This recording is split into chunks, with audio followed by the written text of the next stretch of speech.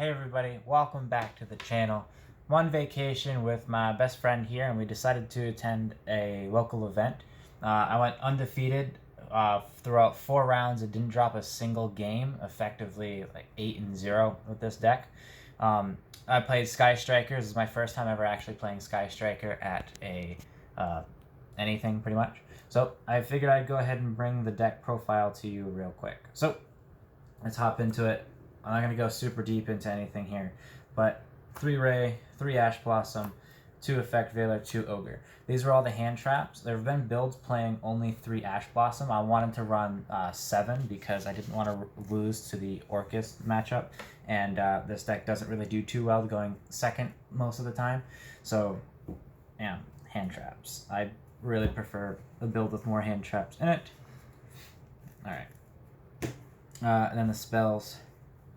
Standard stuff. So I'm playing 2 Area 0, 3 Multi-Roll, 3 Engage, 3 Widow Anchor, 2 Shark Cannon, and then all the kind of standard 1-ofs here.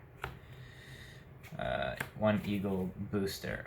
2 Shark Cannon is awesome. It does really well against the Orcust decks. That was my main concern because Orcust decks, they're usually really inexpensive, so you usually have a really high representation of them. I've also seen builds running 2 of this. I like 1, didn't really come up that I needed a second. And playing the Mystic Mind package, fantastic card. I was actually going to change this around just a little bit and bump it up to 3, but overperformed the entire day. Fantastic card. 2 Called by the Grave, 2 Terraforming, 2 MST, and then other 1-ofs. Rhoda, Upstart Goblin. Yeah, pretty much standard here. There's not too much to say about it. Called by the Grave, MVP throw, pretty much the whole day as well. So, and then because I am playing the Mystic Mind package, I am playing 2 traps. Those being 2 Metaverse. Really great card. They target.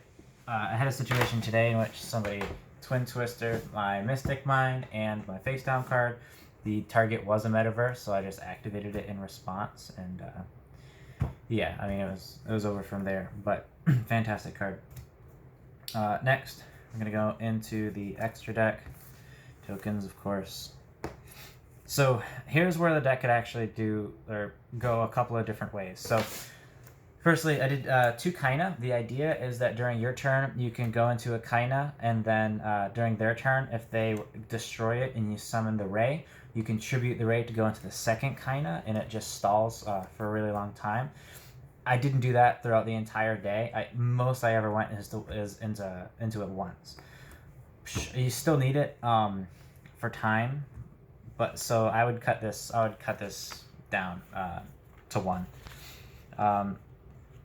Hate, Shizuku at 3, the Singleton here.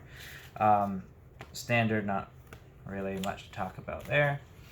Alright, my favorite part throughout the whole day is the non-Sky Striker extra deck card. So I'm going to start with least used to most. I didn't go into Hita the entire day, but I understand the utility. Phoenix and Unicorn, fantastic utility cards. Then we've got some of the best cards in here. We've got Ningirsu. Non-targeting removal is amazing. This deck struggles against things that don't allow you to target. Somebody summoned an Avermax on me today, and another person summoned a Darkest Diabolos. And thank God I had Ningirsu. Topologic Bomber Dragon, best card in the extra deck. Best non-Sky Striker card in the extra deck.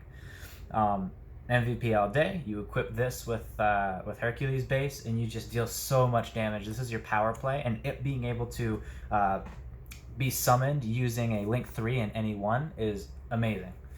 And then Borreload, I didn't go into him all day, but he's another out to things that can't be targeted, so I really wanted him in there. You have plenty of opportunity to actually summon him. That was the extra deck, and then real quick, I'm going to go through the side deck. So we did 3 evenly matched. We figured it was a locals event. I think I'd probably wind up doing this again. It performed really well when I drew it. People don't really play around it a whole lot. 3 Lancia for the Orcust. Every time I played it, I got called by the grave, which is great. 2, there could be only 1. I didn't side it in a single time all day, but the utility is there. 2 Pankratops, 2 Sphere Mode. These, well, don't know really much to say about them. I was pretty much over prepared for this tournament. I was really worried I was going to face something like a Danger Thunder Dragon deck. So I wanted to have this in here. This is basically generically good, so I had it in there. And then we have the Spell and Trap Destruction. So, like I said, I'm on vacation, so I don't have all my cards with me. So I was going to do 2 Heavy Storm Dusters and then something else. But I wanted Spell and Trap Destruction, and so I decided to just kind of mess around and do one of each of the Spell and Trap Destruction cards. Came in really handy.